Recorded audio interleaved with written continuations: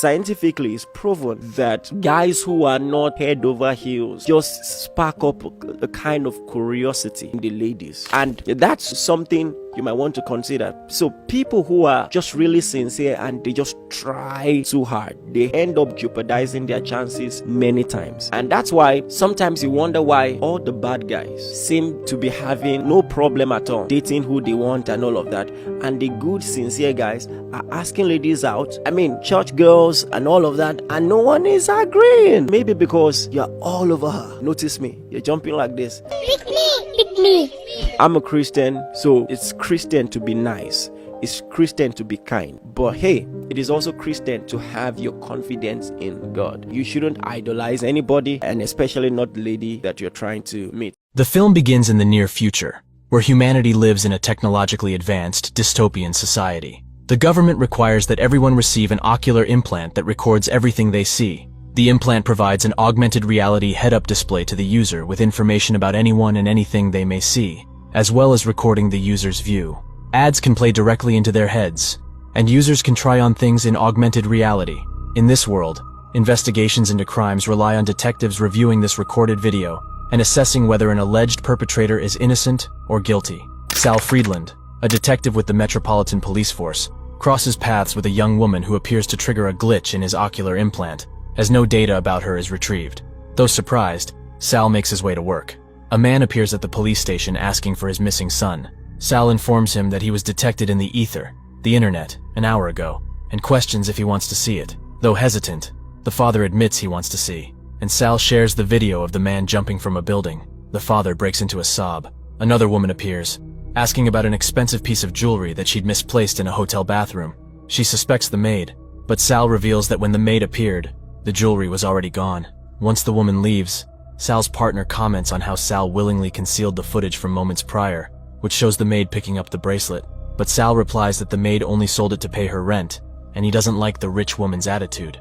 Sal deals with another case in which the accused is accompanied by his lawyer, who insists that he shot a man in self-defense. He shot a man who was reaching for something in his pocket, which turned out to be the Bible. The lawyer insists that his client had no way of knowing what the other man was reaching for, and that his client cooperated with the authorities, even providing a recording from an infant's implant. However, Sal says that an hour ago, the client was binge drinking, and his judgment was impaired by the alcohol. The lawyer eventually agrees to discuss a plea agreement, but Sal is disturbed when he's called to investigate another murder. A man named James Cray had been shot in the head an hour ago, in his office. However, there's a block in his records. When Sal goes through Cray's implant, he sees that the victim's visual record of his death was replaced with the killer's point of view, thus hiding the killer's identity and confusing the victim before his death. Furthermore, there's no metadata of the shooter either. Detective Charles Gaddis reveals that another case from Baltimore in July suffered a similar fate of getting his point of view hacked. Charles tells him that these incidents will officially be ruled as self-killings, while the investigation resumes in private. Sal mentions the woman he saw in the morning who triggered a glitch in his implant, assuming that the two are related. Charles tells him to share the feed. At home, while enjoying with his girlfriend, Sal reviews his record of that day, only to find that every single frame of her has been mysteriously deleted. His girlfriend becomes convinced that Sal is distracted and asks him to show her what he is watching, but Sal can't. The following morning, the same anonymous woman resumes her activities. Lester Hagen tells Sal that the assassin who hacked into the footage of the victims also edited them to prolong them. Furthermore, just before his assassination, Cray had a guest at his home. Additionally, the other victim from Baltimore, Jordan Nees, had edits to his footage too. He is a music producer with an addiction problem, who erased his latest relapse. It was discovered that all the victims hired someone with the expertise to delete pieces of their visual records that were either humiliating or incriminating. Sal realizes that the last person to see Nees alive matches the record of the woman Sal saw, who managed to somehow delete her records too, making her their primary suspect. When he asks Charles for his record, Charles reveals that his record was deleted too. The two investigate the situation and realize 10 other strangers who also saw the woman had their records deleted, suggesting that the woman has an algorithm that automatically deletes her record. That day, Sal returns home to go through his memories of his dead son. He calls his ex-wife, Kristen, to inform her that today is his birthday, but Kristen tells him to stop torturing himself and her with his memory. Kristen's current husband, Conrad, also warns Sal to move on, and Kristen realizes that Sal is drunk. Sal denies drinking and ends the call, but it is clear that he's an alcoholic. Suddenly, he gets a notification about another murder and appears on the scene. In this murder case, the hacker had hacked into the point of view of two separate women simultaneously, killing them both in this way. Sal finds only a first responder at the scene, as no one else apart from the housekeeper had been there. When Sal accesses the housekeeper's logs, he finds her hallucinating a cat moments before the incident. The housekeeper describes the perpetrator in a way that brings up the anonymous woman from earlier, and suddenly, Sal realizes that there's another person in the house. The two go to confront the intruder, and the first responder is immediately shot. Sal chases the killer into a subway until his feed starts to glitch, causing him to fall down the stairs. Standing up, he tries to look for the perpetrator in the train, realizing that his feed is being manipulated in real time, and almost hits an approaching train. Meanwhile, the anonymous woman is enjoying herself in a club. Back at the station, Charles tells the police officers that the women killed were a lesbian couple, one of whom was the daughter of a prominent Christian right-wing politician. She had her feed manipulated to remove her girlfriend for appearance's sake. Sal then shows his footage of how the killer managed to make optical illusions in front of him, which do not appear in his records. To catch their hacker, Sal decides to go undercover, creating a false history as a stockbroker who engages in a brief affair with a characterless woman, using this as the pretext for the hacker's services to get this footage removed before his fiancée sees it. He posts an ad demanding hackers to remove the footage, but so far, none of the applicants match their description. One day, he makes contact with a woman who uses the handle Anon, who offers her services. Keeping cash in his pockets, he goes to meet her, while keeping Lester on standby, since Lester is not a police officer, but a freelance contractor. The woman appears, and Sal asks to have his earlier encounter deleted. She doesn't allow him to look at her and asks to go to Sal's apartment, but on the way, Sal can match the description. Anon tells Sal that she will, by her policy, only look at what he wants her to see, unless Sal crosses her. As she hacks into his memories, Lester scans her frequency. Sal guides her to the exact memory, and Anon finds it. When Sal tells her to make it look like he went to sleep last night, Anon reminds her that he called his girlfriend that night, which allows her to catch the ruse. Instead, she makes it so that it appears as though Sal spent the night alone in the apartment, though she tells him that a fixer might be able to catch those edits. Furthermore, she tells him that she will remove herself from his memory as well. When Sal questions what she will do about his memory of her, Anon points a gun at him and tells him to turn around. The moment Sal hears a gunshot, however, Anon has disappeared, and Lester tells him that he couldn't get her identity either. Charles is disappointed and wonders if she could go into his past and discover that he's a police officer, but Sal is convinced that she won't, since it's against her principles. Charles shows the reinforcements they've received, including tech specialists. Together, they can get into Anon's feed, but cannot find anything about her past.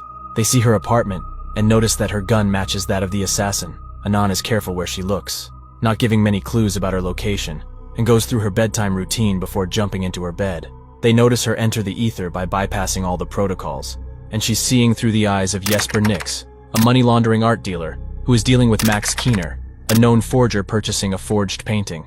Anon removes this conversation from Jesper's memory, replacing it with a memory where Jesper discovers this piece of art. Sal grows fascinated with the woman. Meanwhile, the police officers watch her feed all night, unable to discover her location as she refuses to leave her room and has only analog devices in her apartment. Once she looks out the window, however, Anon starts a new chain of proxies, kicking out the officers from her feed, though she did not know that the police were eavesdropping on her. That same day, they learn that Jesper has died in much the same way. The commissioner, Josef Koenig, himself arrives at the station, telling the detectives that this case is a priority now, since the hacker has opened up possibilities of crimes due to her anonymity. He believes that this isn't a single case, but a ring of individuals involved who anonymize themselves to perform their crimes. To get a hold of her chain of proxies again, Charles tells Sal to return undercover. Though Sal says that his recent activities might blow his cover, Charles reminds Sal of Anon's policy of not looking anywhere else, but they will patch his memory nonetheless. Though Sal's life is in danger, he agrees to take the job. Sal pretends to have bought drugs from someone and hires Anon to remove the memory. Meanwhile, Lester waits outside to catch up on her proxies.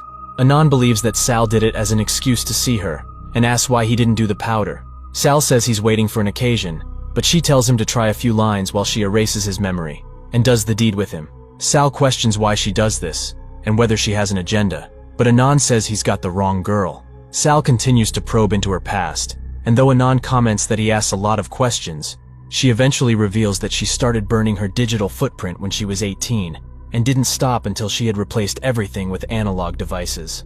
While they're doing the lines, Anon points her gun at him, saying he doesn't look like the kind of person to have a girlfriend. Just as Sal pushes her gun away, Anon kisses him, and the two develop a personal relationship. She goes through his memories to delete this relationship, only to discover Sal's true identity. She loads her gun and flees. Sal hears a gunshot, and when he goes outside, finds Sal dead, and a call from Anon. She tells him that Lester died because of him, and that he should not look at her again. Charles arrives at the scene, shocked at the situation, and tells Sal to go home and rest. Sal returns home, goes through memories of his son, and sits down to drink. Suddenly he gets a message from Anon, who begins to torture Sal for his betrayal, tormenting him with hallucinations and worst memories from his past. He spends the night in this torment, and in the morning he finds his memories of his son deleted.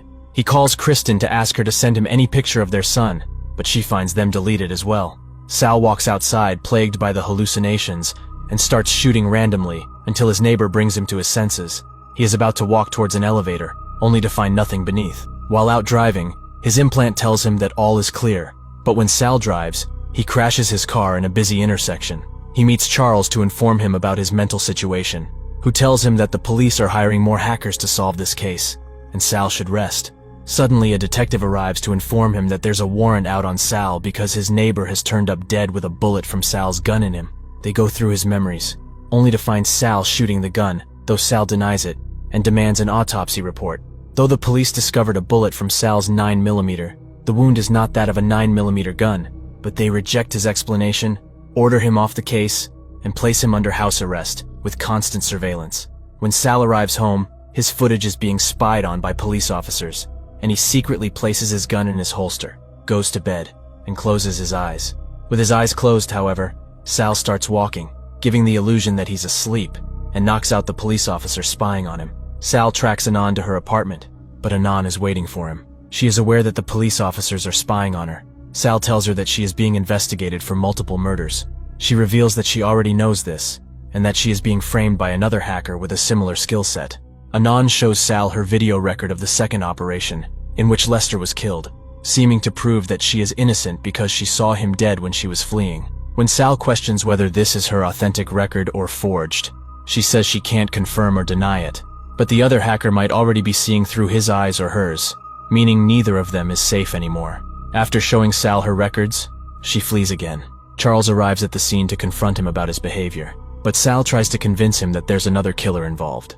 Charles believes Sal has become too personally involved, and suspends him from active duty. While he's sitting in his apartment, Sal's feed is being manipulated by someone this time, and the officers see him doing nothing.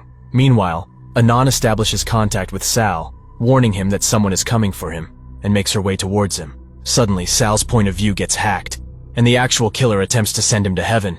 Anon can stop him, but Sal is wounded and incapacitated. The assassin is revealed to be Cyrus, one of the technical experts from the police department. Cyrus reveals that he has been obsessed with Anon for years. He deleted anyone who had sex with her out of jealousy, erased every trace of her, even people's memories, and was responsible for keeping her hidden from the police. When Cyrus is about to shoot Sal, Anon tells him to erase everything and disappear with her, but Cyrus is adamant about shooting Sal, and Sal shoots back, causing Cyrus to run away. Sal chases, and during a physical altercation between Cyrus and Anon, Sal draws his weapon but realizes that Cyrus is seeing what he sees in real time. To defeat this advantage, Sal fires blindly towards Cyrus, successfully killing him. After the event, Anon walks out. The commissioner questions why Charles hired someone who has no record, but Charles says that the commissioner recommended him. They realize that Cyrus hacked their systems to make it appear so. When he asks about the girl, however, Sal walks away. His memories of his son are returned. Anon meets Sal and apologizes for putting his life at risk to catch the hacker. When Sal asks how she hides herself, Anon reveals that she can bypass the vast surveillance network by disseminating her records in microsecond slices throughout everyone else in the network, rendering her untraceable. When Sal asks her why she is so desperate to hide her identity, suggesting that it brings her more attention, she tells him that her quest for anonymity is not because she has something to hide, but merely because she does not want to share herself with the world. She walks away and erases herself, and the movie ends.